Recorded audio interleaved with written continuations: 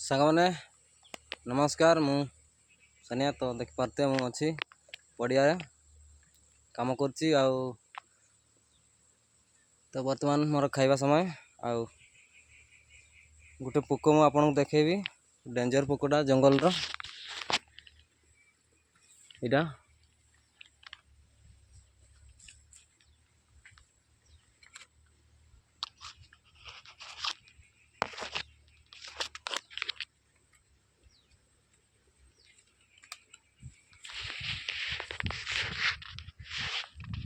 ଗୋଟେ ପୋକ ଦେଖେଇବି ଆପଣଙ୍କୁ, ପୁରା ଡେଞ୍ଜର ପୋକଟା, ମାନେ ଏ ଦେଖିପାରୁଥିବେ।